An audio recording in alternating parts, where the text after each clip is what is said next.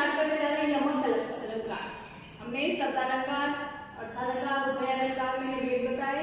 तो शब्दालंकार के अभी भेद चल रहे हैं। पहले अनुप्रास अलंकार पढ़ा, श्लेष अलंकार, अब है यमक अलंकार।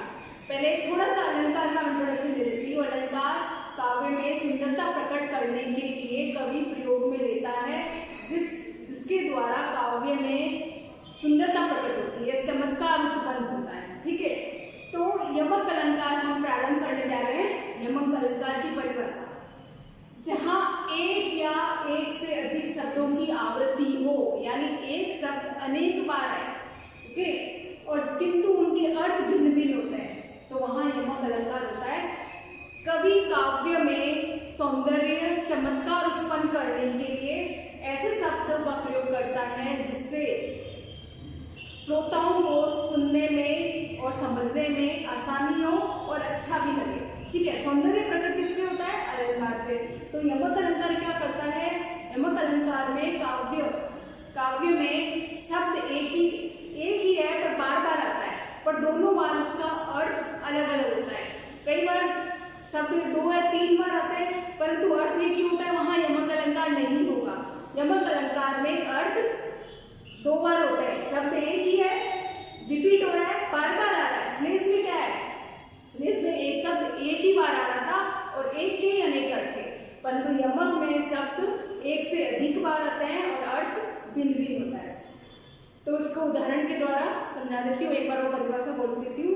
काव्य में चमत्कार उत्पन्न करने के लिए, सौंदर्य प्रकट करने के लिए कवि कई बार शब्दों का अनेक बार प्रयोग करता है और अर्थ अलग अलग होते हैं, वहाँ यमक अलंकार होता है। जहाँ शब्दों की आवृत्ति हो, अर्थ भिन्न हो, भिन्नार्थक हो, वहाँ पे यमक अलंकार होता है। इसको अलग अलग उदाहरण के द्वारा समझेंगे, जितने उदाहरण समझेंगे उतना ही अर्थ जल्दी समझ में आएगा। पहला है काली घटा का घमंड घटा, नभ मंडल वृंद खिले।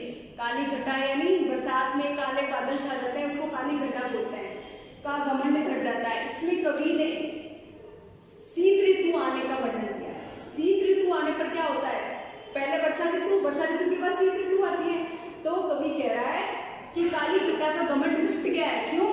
क्योंकि शीत ऋतु आ गई है। नभ मंडल वृंद खिले, नभ में आकाश में तारे आ गए हैं, वृंद यानी तारों का समूह आ गया है। तो इसमें घटा शब्द 2 बार आया है। ठीक है, एक घटा का मतलब काली घटाएं, काले बादल, दूसरी घटा यानी घमंड घटा, यानी घमंड कम होना, यानी यहाँ पे यमक अलंकार है, शब्द घटा और घटा 2 बार आ गया। पहली घटा का बादल, दूसरा है कम होना, यानी शब्द 2 बार है, सेम है परंतु अर्थ भिन्न भिन्न है। तो यमक अलंकार का सौंदर्य यही है, शब्द एक बार आया है, मतलब एक ही शब्द 2 बार आया है पर दोनों बार इसका अर्थ अलग अलग है। घटा यानी काली घटा यानी काले बादल, और घमंड यानी कम होना, मतलब काली घटा का घमंड घट गया यानी कम हो गया, क्योंकि अब शीत ऋतु आ गई है, बादल हट गए, अब तारे चमकने लगे। ये पहला उदाहरण मैंने बताया। दूसरा कनक कनक पे सोगुनी मादकता अधिकार, ये आपने काफी बार पढ़ा होगा।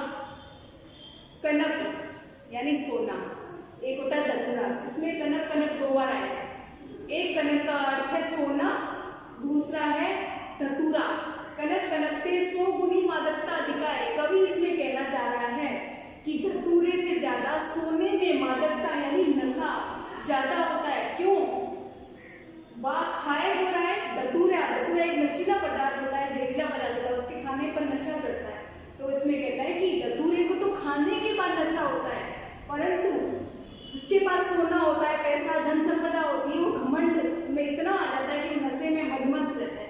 तो कवि ने इसमें सोना और धतूरे के माध्यम से सुंदर अर्थ व्यक्त किया है। ओके,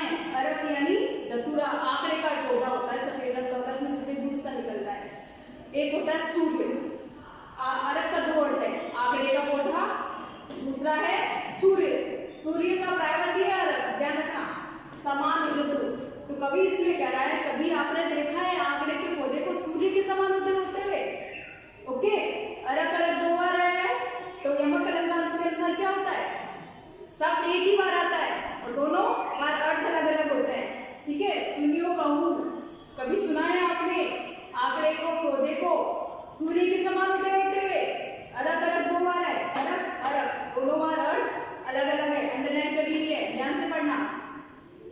चौथा मैं उदाहरण बताने जा रही हूँ। तो पर वार उर्वशी सुनी राधिका सुजान, इसका मैं थोड़ा सा अर्थ बता देती हूँ। इसमें कृष्ण राधा के बारे में कह रहे हैं।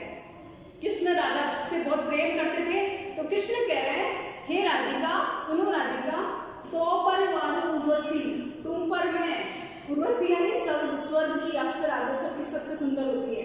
कविता है हे राधिका, मैं तुम पर स्वर्ग की अप्सरा को भी न्यौछावर कर सकता हूँ।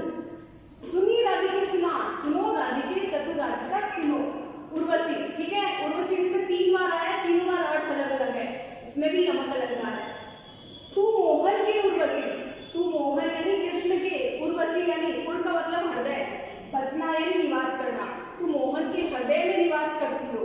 तो इसमें कवि ने उर्वशी के 2 अर्थ दे दिए, एक है स्वर्ग की अप्सरा, दूसरा है हृदय में निवास करना। हमें उर्वशी समान, अब उर्वशी समान हो गई हो, यानी इसमें उर्वशी 3 बार आया है, स्वर्ग की अप्सरा, उर्वशी और हृदय में रहने वाली हो गई हो, हृदय में रहने वाली हो गई हो, यानी उर्वशी शब्द 3 बार आया है, तीनों बार अर्थ अलग अलग है, इसलिए यहाँ पे यमक अलंकार का सौंदर्य की छटा कवि बिखेर रहा है। ओके, नेक्स्ट उदाहरण है 5। 3 बेर खाती सो 3 बेर खाती है, ये आपने कई बार लाइनें सुनी होगी। इसके बारे में थोड़ा सा मैं साथ बता देती हूँ कि पार्वती ने शिव जी को पाने के लिए बहुत बड़ी तपस्या करी थी, ठीक है। शिव जी कहाँ रहते थे? मानसरोवर पहाड़ों में, और पार्वती एक राजकुमारी थी, सुंदर महल में रहने वाली थी, परंतु उन्होंने को शिव जी ही वर रूप में चाहिए था, तो इसके लिए उसने अपने महल त्याग दिए। तो पार्वती ने उसके लिए तपस्या करी थी, तो इसमें उसी का जिक्र है। जो रानी राजकुमारी 3 समय खाती थी, अब वो शिव जी को पति रूप में पाने के लिए 3 बेर, बेर का नाम सुना है? बेर एक फल होता है छोटा सा, कई बार खाते हैं पर मीठा मीठा होता है, ठीक है। तो 3 बेर का मतलब समय, जो 3 बार खाती थी वह 3 बेर फल होता है, खाकर अपना समय व्यतीत कर रही है। 3 बेर खाती थी सो 3 बेर खाती है, बेर बेर 2 बार आया है, दोनों बार अर्थ अलग अलग है। इसमें 3 और 3 भी 2 बार आया है, आप कहोगे इसमें यमक क्यों नहीं है? क्योंकि तीनों का अर्थ, 3 का अर्थ एक ही है, परंतु बेर बेर 2 बार आया, दोनों बार अर्थ अलग है। एक बेर का अर्थ है समय, एक है बेर फल। ओके, तो यहाँ पे यमक अलंकार है, शब्द 2 बार आए हैं, दोनों बार अर्थ अलग अलग है, इसलिए यहाँ पे यमक अलंकार है। नेक्स्ट एक और उदाहरण, ऊंचे घोर मंदिर के अंदर रहने वाली, इसमें वही पार्वती वाली कविता जिक्र का दोबारा मैं रिपीट करने जा रही हूँ।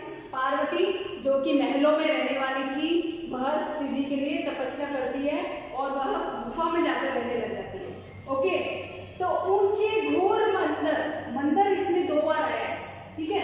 जैसे ये मंदिर, ये मंदिर, मंदिर का मतलब एक होता है महल और दूसरा गुफा, ठीक है। तो पार्वती जो कि महलों की रानी थी, महलों की राजकुमारी थी, परंतु तपस्या करी शिव जी को वर रूप में प्राप्त करने के लिए, तो उन्होंने क्या किया? ऊंचे घोर मंदिर के अंदर रहने वाली, ऊंचे घोर महलों में रहने वाली, ऊंचे घोर मंदिर के अंदर रहती है, ऊंचे घोर गुफाओं में रहकर अपना समय व्यतीत कर रही है शिव जी को पति रूप में स्वीकार करने के लिए।